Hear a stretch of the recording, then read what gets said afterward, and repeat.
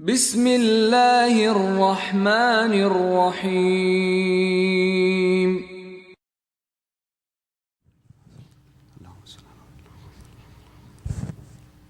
أعوذ بالله من الشيطان الرجيم. بسم الله الرحمن الرحيم. الحمد لله رب العالمين. الحمد لله الذي لا يبلغ مدحته القائلون ولا يحصي نعماءه العادون ولا يعد حقه المجتهدون. الذي لا يدركه بعد الحمم ولا يناله غوث الفتن. الذي ليس لصفته حد محدود ولا نعت موجود ولا وقت معدود ولا أجل ممدود. فترى الخلائق بقدرته ونشر الرياح برحمته.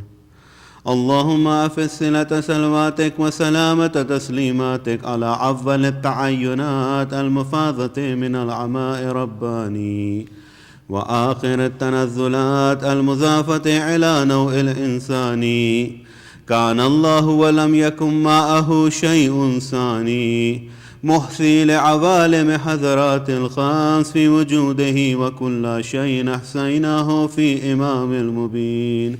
الرسول النبي المكي المدني الخرشي التحامي، صاحب لواء الحمد ومقام المحمود، أبي القاسم محمد الحميد.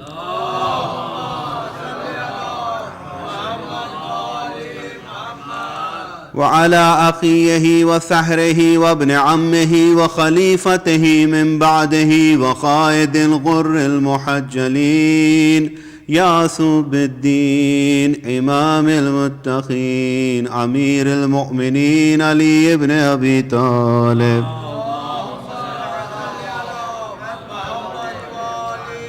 وعلى ابنته الطاهرة الحوراء العنسية الراضية المرضية الشفية يوم الجزاء، فاطمة الزهراء سلام الله عليها. اللهم صل على محمد.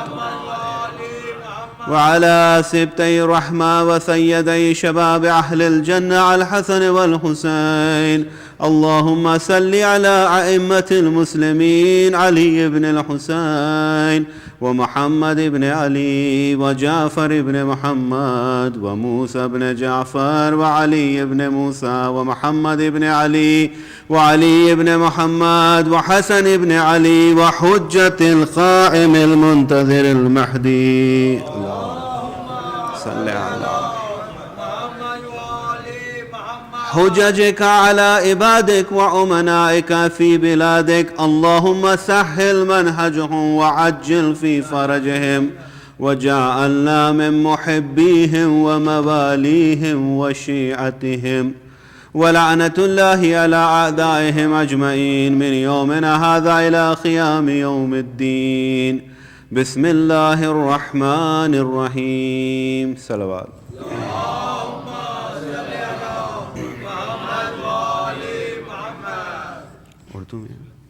English. I begin in the name of Allah, the most beneficent and most merciful. We thank Allah subhanahu wa ta'ala who has granted us this tawfiq and inspiration. Now that we are concluding and culminating and coming to our final majlis for this year during the season or the time of Azah, it is also important for us to contemplate on the efforts that we have put in the past 2 months. Because all these ibadat that Allah subhanahu wa ta'ala had kept for the believers, or the remembrance of awliya and awsiya of Allah subhanahu wa ta'ala, those divine personalities whom Allah subhanahu wa ta'ala had appointed for the guidance of mankind, these are sources of guidance for us. Did we truly achieve and attain a level of ma'rifah, a level of acceptance and awareness of Allah subhanahu wa ta'ala, and awareness and insight for Islam or not? while we were commemorating these ceremonies. Because it is our honor and our privilege to be honored, to be commemorating the Aza of Imam Hussein. Otherwise the angels, there are millions of angels who are doing this. So we are amongst those few who have been honored. And this is a source of our guidance towards Allah subhanahu wa ta'ala, towards having that insight for religion, after which we are steadfast on the path that was shown by Imam Hussein alayhi salam. Salawat ala Muhammad wa ala Muhammad.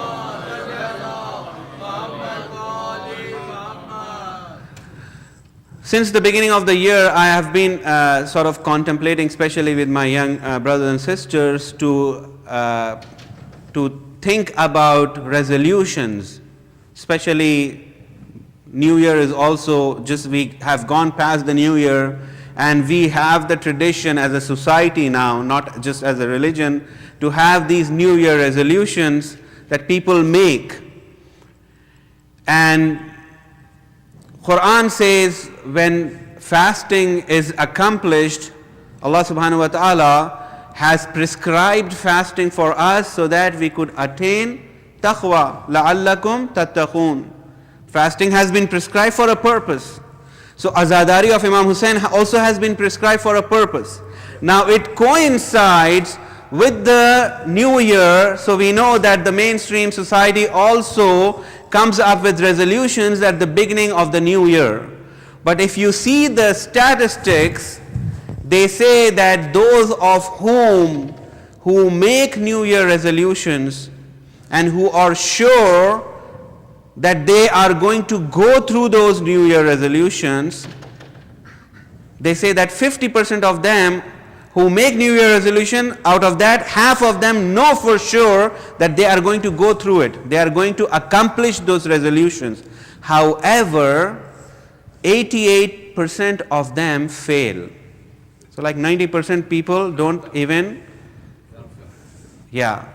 and it is called cultural procrastination. This is what they call it. It is like committing yourself or deceiving yourself or putting yourself to fail, setting yourself to fail.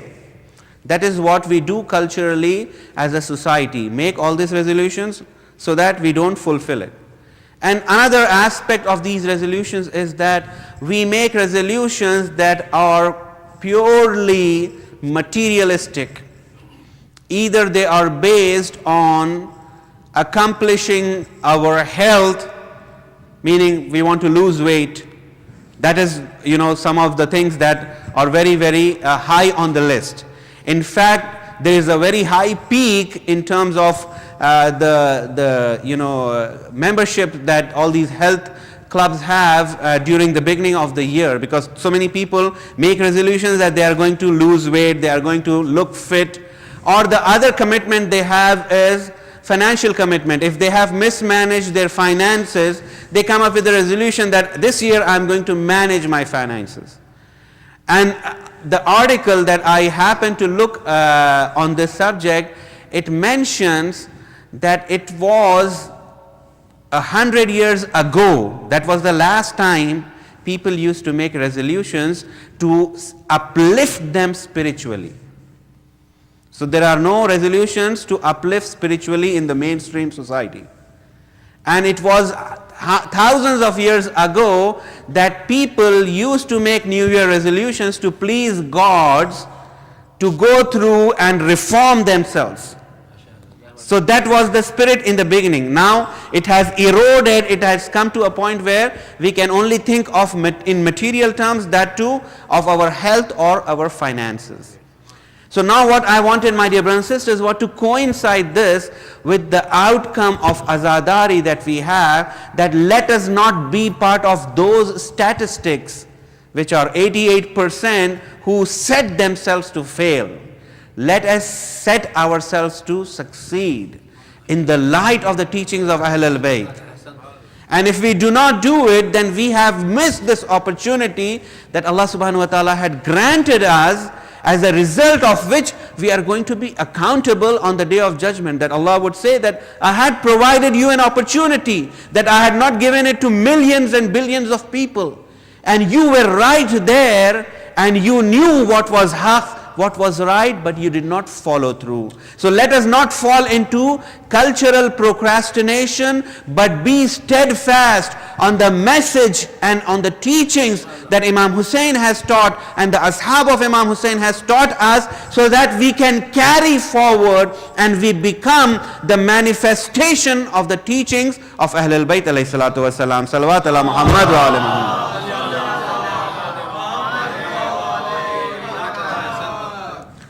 So, in the light of this, I thought what would be best than to share with you some of the ahadith, and especially ahadith of our 11th Imam, because we are commemorating tonight also the martyrdom of our 11th Imam.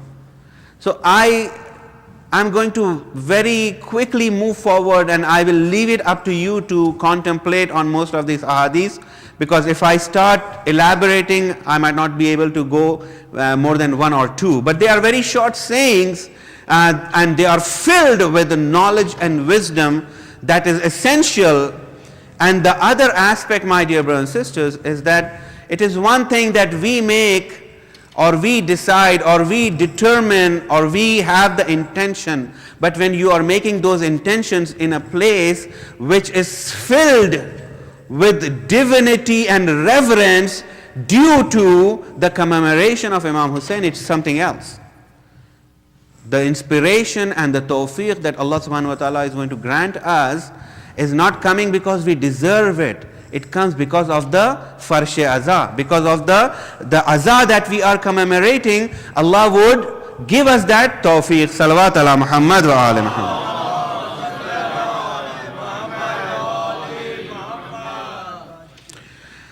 So there are many ahadith, but I would give some short sayings, and then I will move forward with one little bit more intense words of our 11th Imam for his followers. One of the sayings of our 11th Imam is al-ghazabu miftahu kulli shar. Anger is the key for all corruption and transgressions. Anger deteriorates everything. So if we are followers of our A'immah, we have to have that sense of control on our anger. However, when we say anger here, anger that serves us, that is the anger that is haram. But the anger that serves Allah is necessary for us. Otherwise, we would not have any ghayrat. We would not have any dignity. So that anger that we engage for serving Allah subhanahu wa ta'ala is different from the anger that controls our desires and that demands fulfillment of our desires, rather than being a source or an energy that should be channelized to fulfill what Allah unfolds for this society as a Muslim society. Okay, then another quick saying that the Imam says, al-mu'minu barakatun alal mu'min wa hujjatun alal kafir. A believer is a blessing for another believer, and that same believer is a hujjah upon the disbeliever or kafir. So we as believers should be a source of blessing to another believer. We should not be a source of corruption. We should not be a source of fighting, infighting. When two believers come together, if they absorb themselves into ghiba, for example, backbiting, is it a source of blessing? No, it is not a source of blessing. It's a source of corruption. So a believer should be watchful and be vigilant when he meets another believer, that he is a source of blessing. And when a believer is confronting a non-believer, he should manifest those qualities of a believer, after which he becomes a hujjah upon a disbeliever. A disbeliever looks at him and says, oh, this is how a believer should be.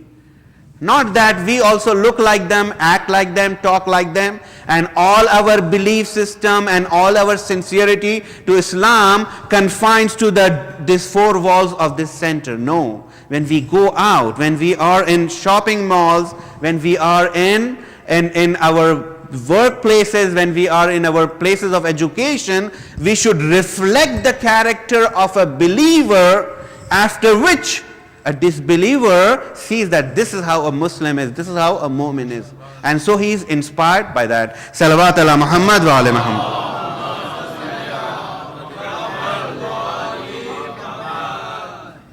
Now if I want to elaborate, it can get very far, my dear brothers and sisters, but I think I have hinted, especially to sisters.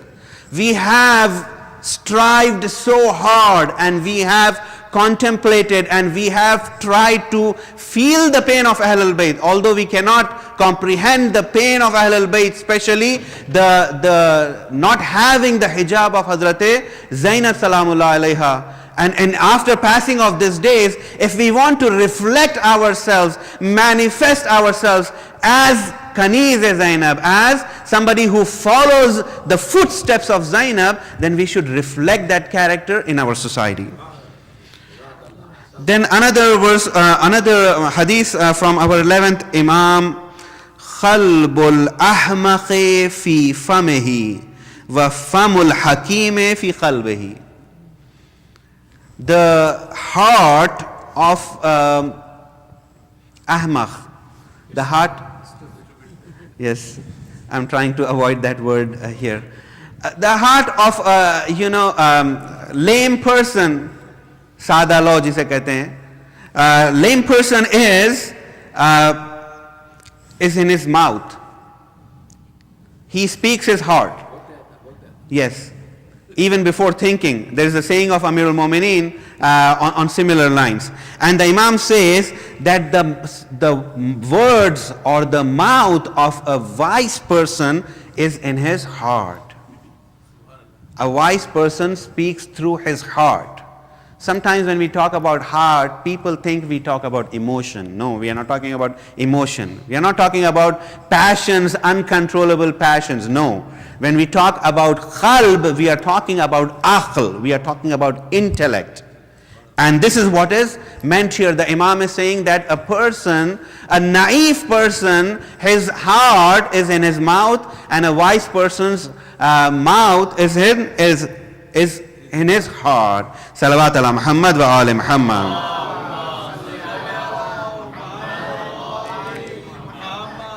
This is also a very effective saying of our 11th Imam.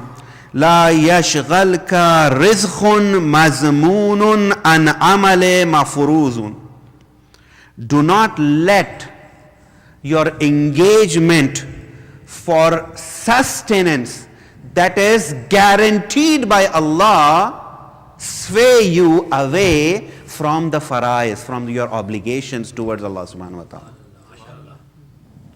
What do? We say, I have a job, so I'm going to skip my prayers. I have work, I cannot. The Imam is saying, do not let that risk that is guaranteed. Allah subhanahu wa ta'ala has guaranteed you your sustenance. Nobody can take away that sustenance from you. Do not let that sustenance which is already guaranteed to you by Allah subhanahu wa ta'ala take you away from the obligations that you owe to Allah subhanahu wa ta'ala.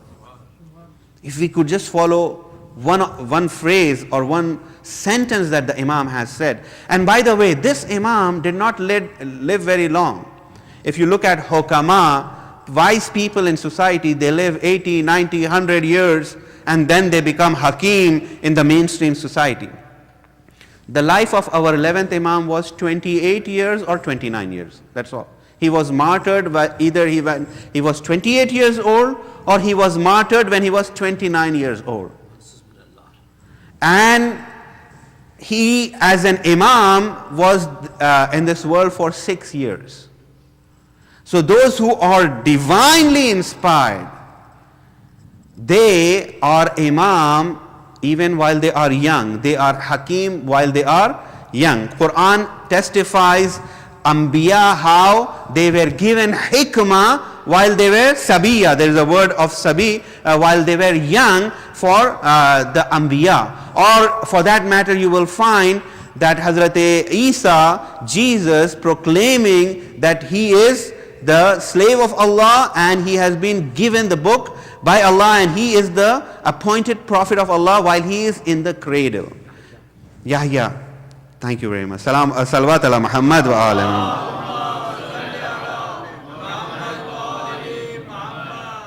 One thing I always encourage my young brothers and sisters, a lot of you, I see you here. When I was growing up, I was in an engineering field, and I took pride in thinking and saying and claiming that all you have to do is understand things and not memorize. People who memorize are not really smart. That's how I used to think, but I was wrong. Memorization is a very, very powerful skill. I realized it when I went to the Hausa. So you can, hone that skill while you are very, very young. If you do that, you don't need an iPad. Salawat ala Muhammad wa alim.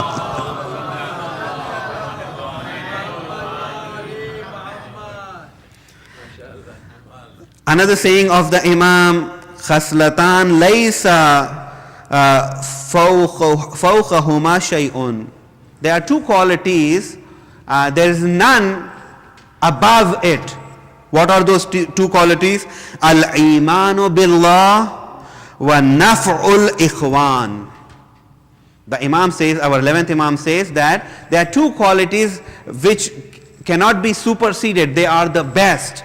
The first is to have faith in Allah subhanahu wa ta'ala, and the other is to benefit a brother in faith. Your efforts to benefit a brother in faith is a quality that is, that is honored by the Imam. He says that these are the two qualities we should possess, and there is nothing beyond these two qualities. Another saying of our 11th Imam, whose martyrdom we are commemorating tonight, he says, Jur'atul walade ala walidihi fi fighrihi tad'u ila al-ukhuq fi kibarihi. Jur'a, meaning that while a child dares and exceeds his limit while he is young, becomes a source of him being disowned by parents when he becomes older. What does it mean? It means that you should have that adab and that etiquette, and that needs to be taught from the day one. You cannot just wake up to some reality. I was thinking he is my friend, he was my buddy, he was this, he was that, and he grows up and he says, I am your buddy, what are you talking about? And that becomes a source of him being ritually disowned. Akhul walidain. He will be disowned. If parents do not disown him, Allah would disown him as his son or as his daughter. This is what Allah does to children who are disobedient to their parents.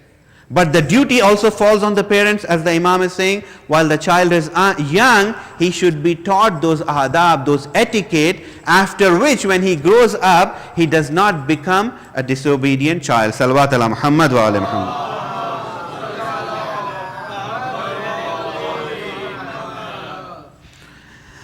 This saying, the Imam says, Ma akhbaha bil mu'mini an takuna lahu raghbatun tudhilluhu. What can be worst for a mu'min? What can be worst for a believer that he loves something, and that something that he loves, it becomes his source of humiliation. We love things that becomes cause of our own humiliation.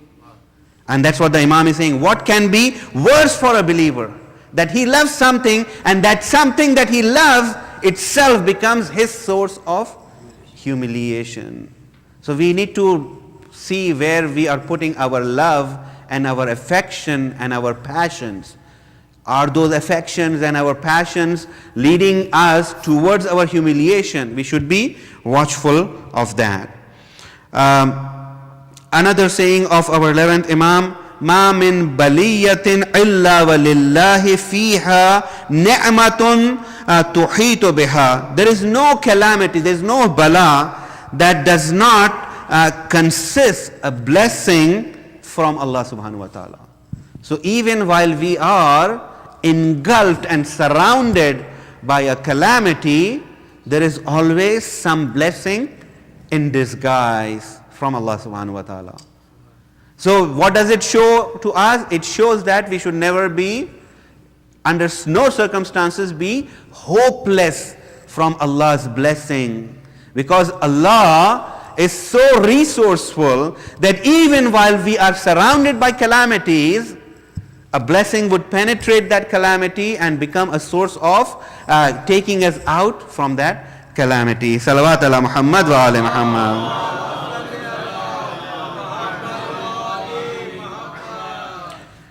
At-tawadhu ni'matu la yuhsadu alayha. Tawazu, humility, the Imam says, humility is such a blessing that nobody or people do not envy it. What is jealousy? What is envy? When we see something with somebody, we want to have that. But if somebody is very, very humble, nobody says that I want to be humble like that. If he wants, he can be humble, but he doesn't want to be humble. He wants to have that pride and yet have that respect. So here the Imam is saying that humility, so you have a safe bet. If you own money, people could be jealous and would want to have that money from you. But when you have tawazu, when you have humility, the Imam says nobody envies humility. But that's a great quality. Salawat ala Muhammad wa ala Muhammad.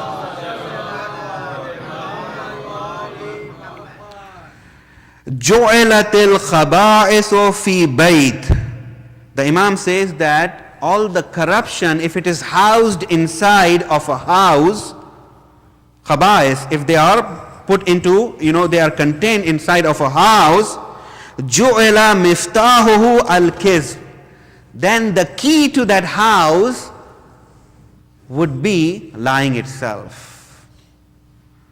So for all corruptions, the door to a house filled with corruption, its key is lying. So if we could prevent ourselves from lying, we will be contained and we will never enter into a house which is filled with corruption. So the mother and the source and the root of all corruption lies in the keys, and that key is lying. Salawat ala Muhammad wa ala Muhammad. This can all be our resolutions at the end of the Azah of Imam Hussain. We stick to one of them and follow through at least one of them for a month. And these are the sayings of the Imams who had access to the divine knowledge. We might not be able to understand everything, but whatever we can comprehend, and in this majlis that we are sitting, and if we ask Allah subhanahu wa ta'ala, Allah would definitely ensure that we have that tawfiq. Another saying that the Imam says is khayru ikhwanika man nasiya zambaka wa dhakara ihsanaka ilay.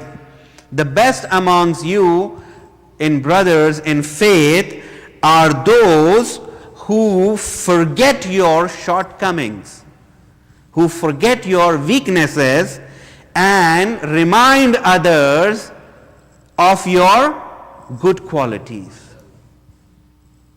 So when we as brothers and sisters congregate, we come together, Imam says the best amongst you are the ones who forget your shortcomings and remind and recall to others your good qualities. This is how we have to be if we are truly having that sense of brotherhood in Islam. Salawat ala Muhammad wa ala Muhammad.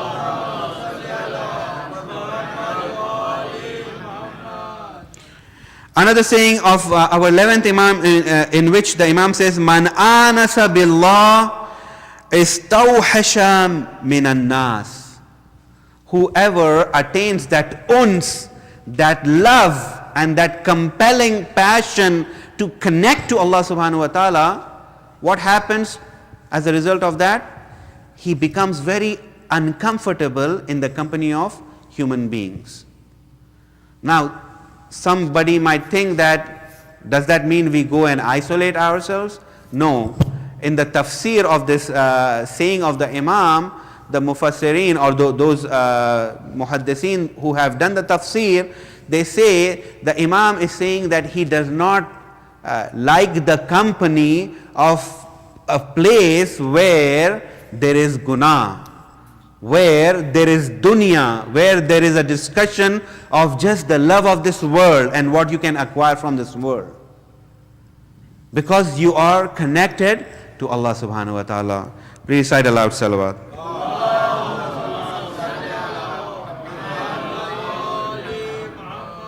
This is very, very important for all of us as a community, that we seek refuge from Allah subhanahu wa ta'ala to fall into this category that the Imam is recalling, our 11th Imam. إِذَا خَامَ الْخَائِمُ أَمَرَ بِحَدْمِ الْمَنَائِرِ وَالْمَقَاسِرِ الَّتِي فِي الْمَسَاجِدِ. When our Qayem, our 12th Imam, would rise, he would order dismantling. What? Dismantling minarets and palaces of masajid. As a community, we do not want to be amongst those, as a community whom the Imam would command that this building should be dismantled. Because the Imam is saying when our Qayem would rise, he is going to command dismantling those minarets and masajid. Obviously, those minarets and masajid are sources of corruption.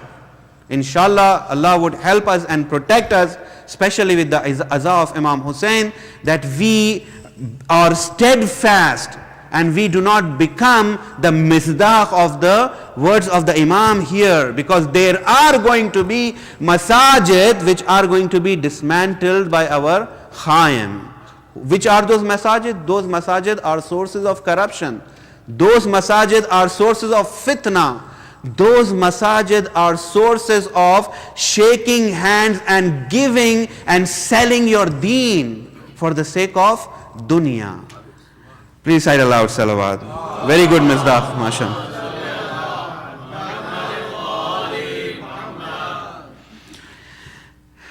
And then the Imam also says, Innal wusula ilallahi azza wa jal safarun la yudraku illa bimtita'il layl.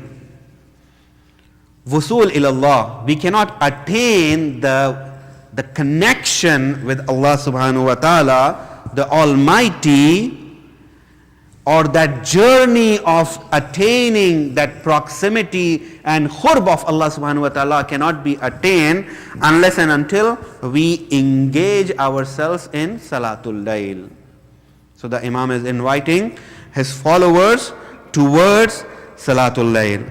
Now let me go to this tawqi, or a part of a tawqi or a nasiha, the advice that our 11th Imam gave to his followers, in which the Imam says, Usikum betaqwallah. I advise you to strive to attain God-wariness, to attain piety and taqwa of Allah subhanahu wa ta'ala. And then says, Wal wara fi dinikum. Attain piety, attain taqwa, attain God-wariness, and vara.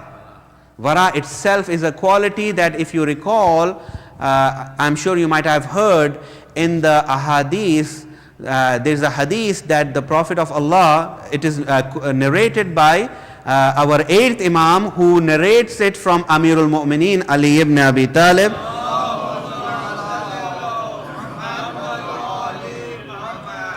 In the context of the holy month of Ramadan, and the Imam asks Rasulullah, what is the best action for this month? What is the best thing that we could do? And Rasulullah responds to Imam Ali by saying, it is to attain and strive the quality of vara. Vara is parhezgari, and vara is abstinence. Vara is being vigilant, knowing what you are doing, thinking before what you do. And then there are levels of wara. There could be one majlis just for wara, that there is a wara of salihin, wara of siddiqeen, wara of those who have attained maqam suluh. Please recite aloud salawat.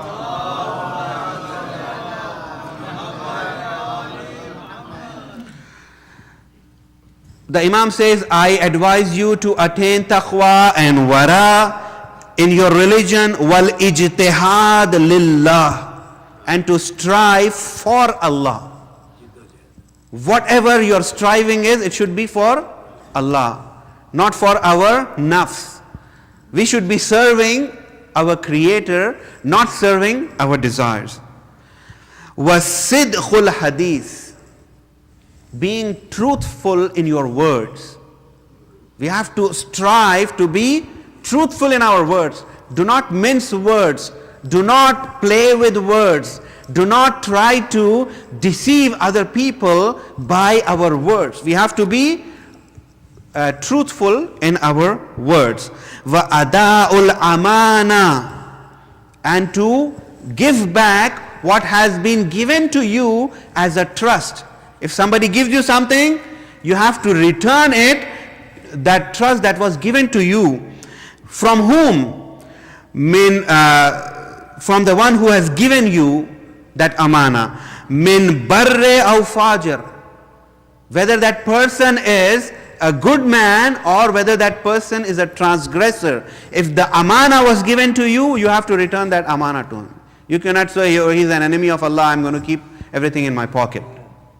And the seerah of the only person who was given that title of Amin is Rasulullah. And when Rasulullah was leaving Mecca, he found only one person to be that Amin to the level of Rasulullah, who would return the amana to the people whom the Prophet had taken from, and that is Amirul Mu'mineen Ali ibn Abi Talib.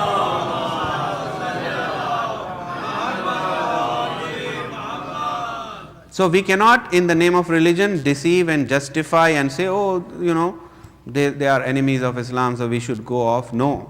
It is our character that is going to melt their hearts. Islam needed the money most when the Prophet of Allah was migrating. And because the Prophet was considered Amin, there were a lot of precious things that were kept as a trust with Rasulullah. And the Prophet of Allah did not trust anybody, especially those who always doubted in the prophethood of the Holy Prophet. Yes. And what did he do? He gave it to someone who had never ever doubted in the prophethood of Rasulullah, and who executed that divine command that was initiated by Rasulullah, and that is Amirul Mu'mineen Ali ibn Abi Talib.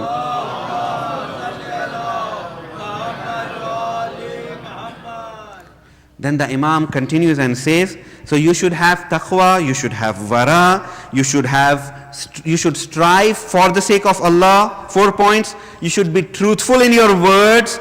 You should be trustworthy, so you should return the trust that was given to you, whether that person who has given to you was a nice person or even a transgressor.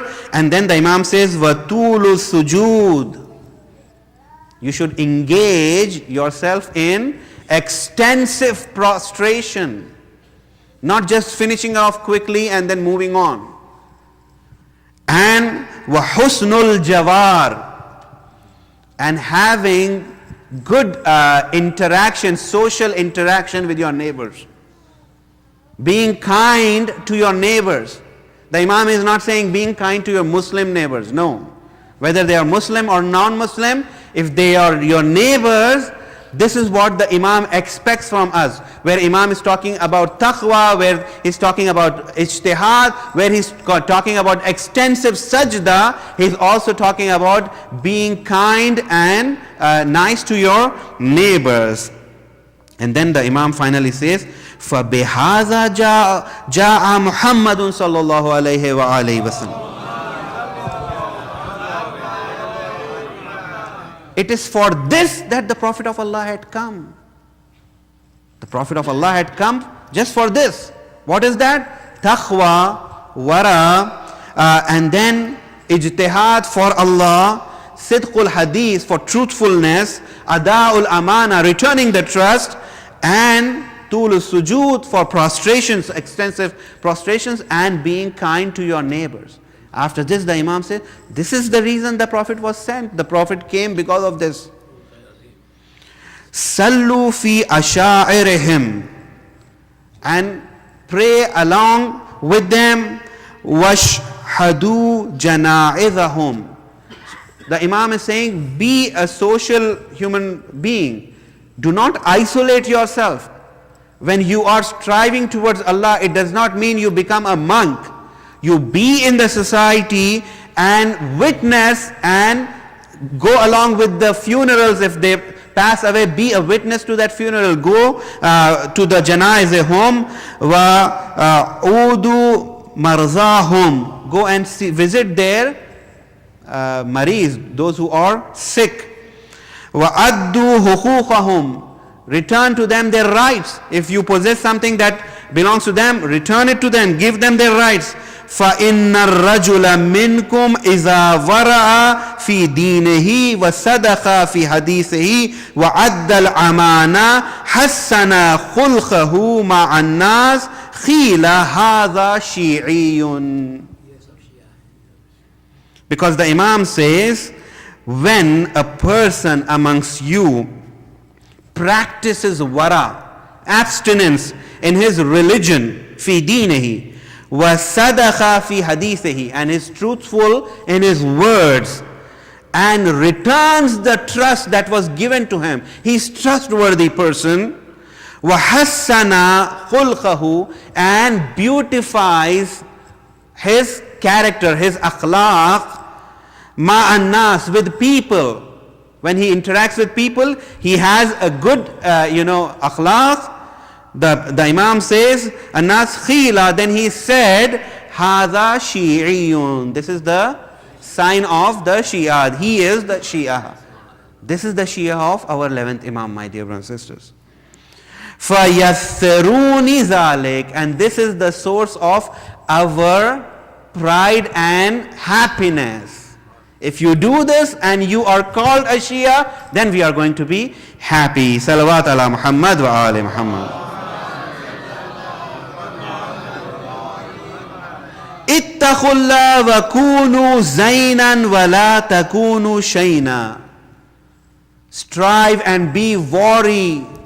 Attain God-wariness of Allah subhanahu wa ta'ala, and be a source of pride for us, not a source of embarrassment. This is what the Imam wants from us. Jurru ilayna kulla mawaddatin wadfa'u anna kulla khabihin. Associate all that is good with us and reject all that is bad from us. Why? فَإِنَّهُ مَا خِيلَ فِينَا مِنْ حَسَنِ فَنَحْنُ أَهْلُهُ. Because when it is said, please recite aloud salawat.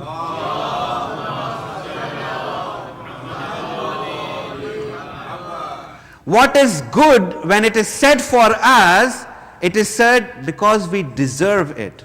Those are our qualities. Those are our traits. We are the representation and manifestation of good. وَمَا خِيلَ فِينَا مِن سُوءٍ فَمَا نَحْنُ كَذَلِكَ. And what is associated of bad for us, we do not deserve that. That is wrong. That's why the Imam is saying, associate good with us and disassociate bad with us. So those who are following the Imam cannot in action associate with bad, because the Imam only sides with the good. And then the Imam continues and says, لَنَا حَقٌّ فِي كِتَابِ اللَّهِ وَخَرَابَةٌ مِّن رَسُولِ اللَّهِ وَتَطْهِيرٌ مِّنَ اللَّهِ لَا يَدَّعِي أَحَدٌ غَيْرُنَا إِلَّا كَذَّابٌ.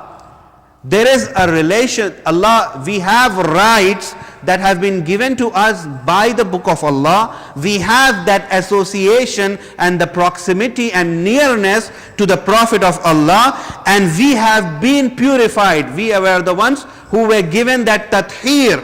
Ayat-e-tathir we all know from Allah. Nobody can claim these attributes but he would be a liar.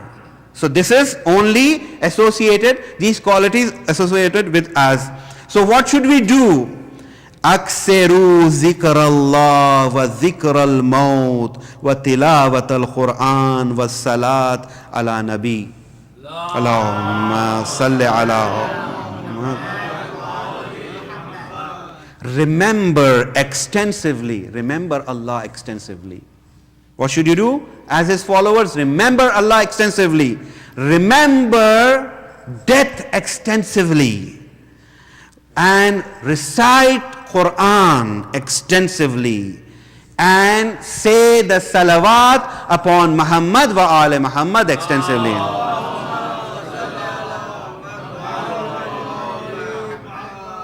And then the Imam is giving the justification for salawat. فَإِنَّ الصَّلَاةَ عَلَى رَسُولِ اللَّهِ أَشَرُ حَسَنَاتٍ. Because the salawat upon Rasulullah gives us the reward of 10 rewards. Salawat ala Muhammad wa ala.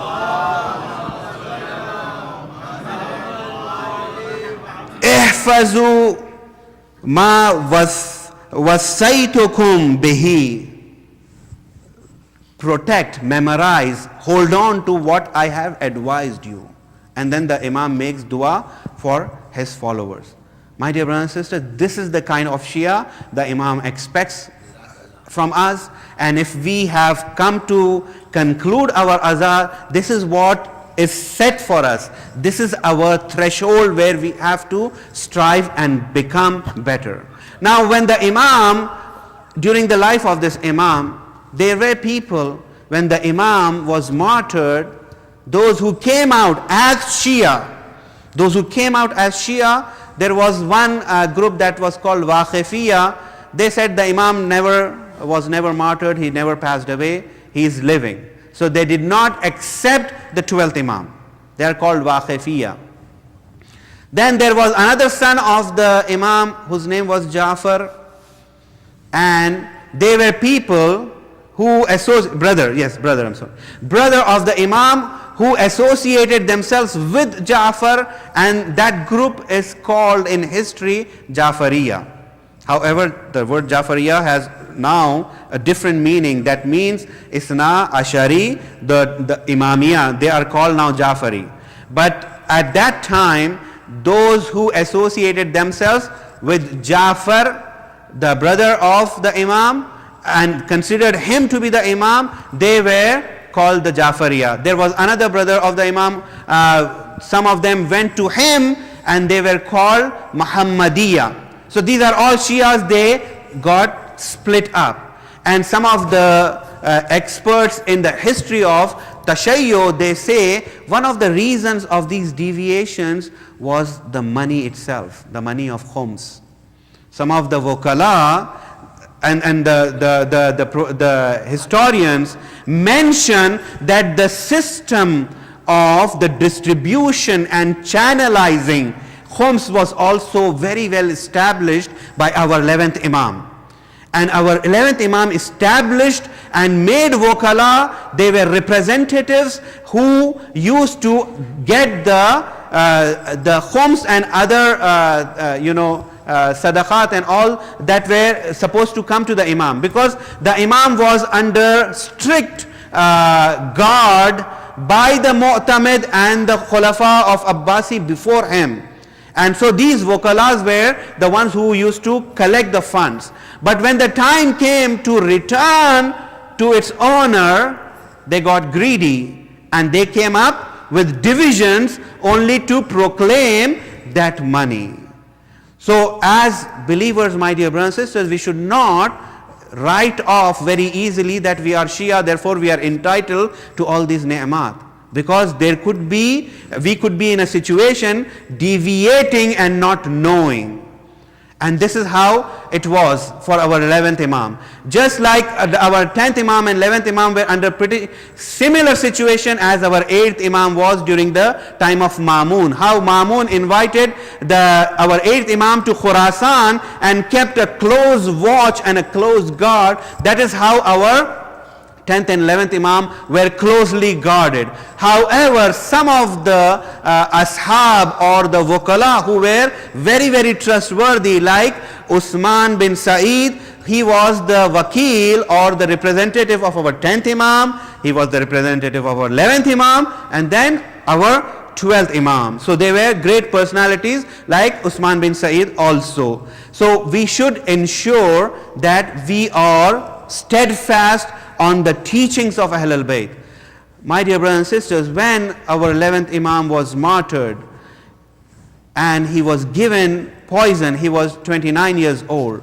29 years old, and however there was a funeral which was very, very respectable, which was very, very honored, and the community thronged from all corners to ensure that the funeral is given to our 11th Imam with lot of respect and honor. And you all are aware, when the Imam's salat was about to begin, again the uncle of the Imam arrives to ensure that he leads the salat of janazah. And at that moment our 12th Imam comes in and moves him aside and leads the salat of janazah, because this is also one of the nas to know who the next Imam is, and that was the reason he was trying to intervene so that he would become the Imam. So they were brothers of our Imams who were also corrupt. So corruption can infiltrate into our ranks. We have to ensure that we are steadfast. And when that had happened, our 12th Imam intervened, although he was very, very young, and he came in and he led the salat of janaza.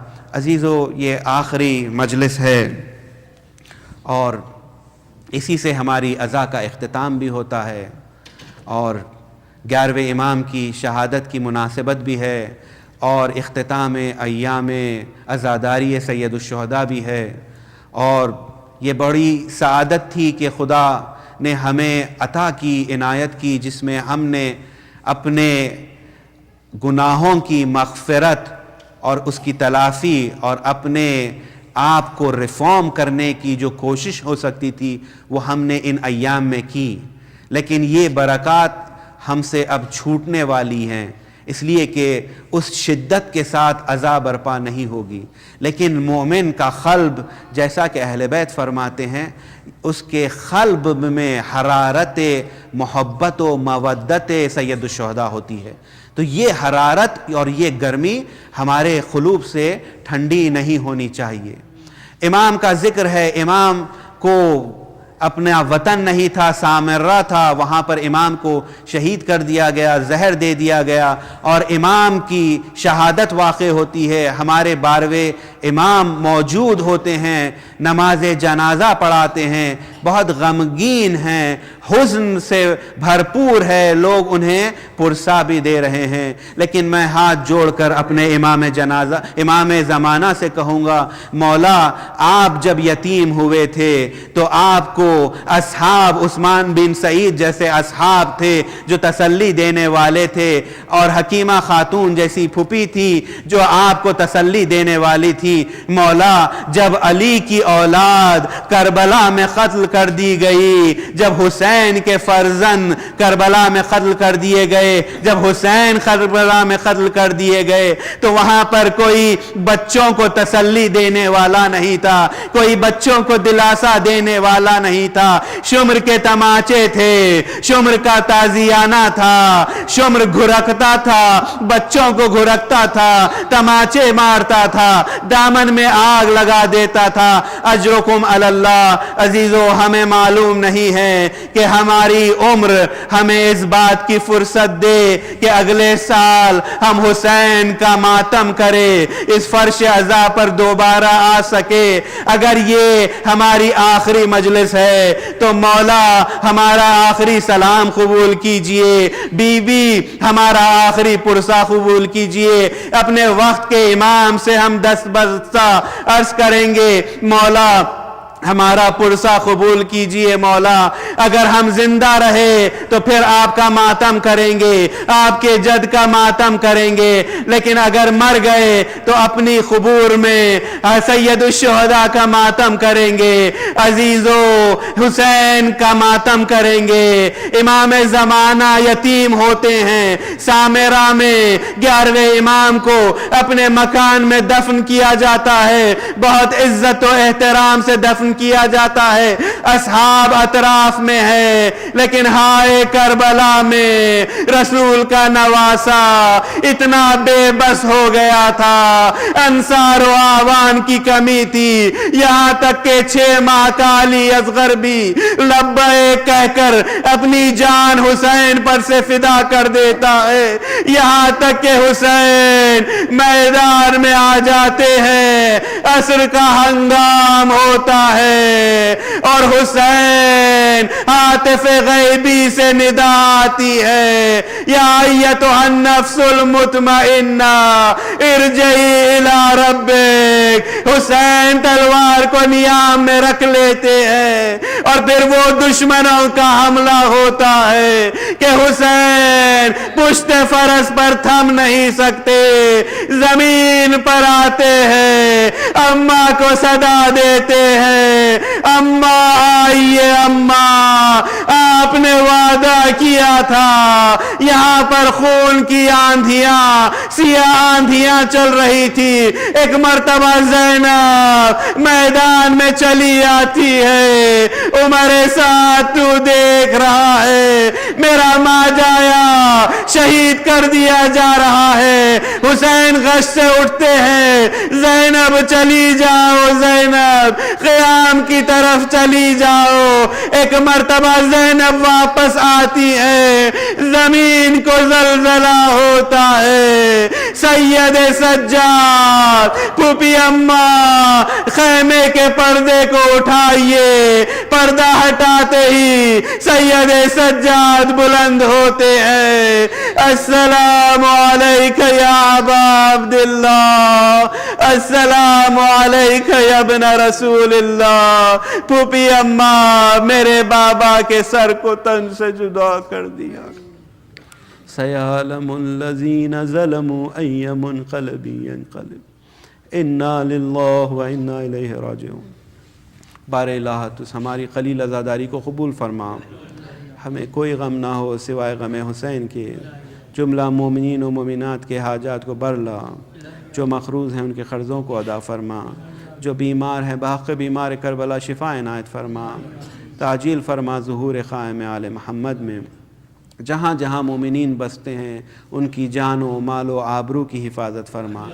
اگر دشمنان اسلام قابل ہدایت ہے تو ہدایت کر, ورنہ نیست و نابود کر دے. ہمارے امام کو ہم سے راضی رکھ, جو ہم میں سے اس دنیا سے گزر چکے ہیں ان کی مغفرت فرما. اگر مغفرت فرما دی ہے تو اہل بیت کے ساتھ محشور فرما. ایک سورہ فاتحہ تمام مومنین کے مرحومین کی ارواح کے لیے اور خصوصاً آج کے جو سپانسرز ہیں ان کے مرحومین کی ارواح کے لیے ارسال. بسم اللہ الرحمن الرحیم. الرحمن الرحیم مالک یوم الدین ایاک نعبد و ایاک نستعین صراط المستقیم صراط الذین انعمت علیہم.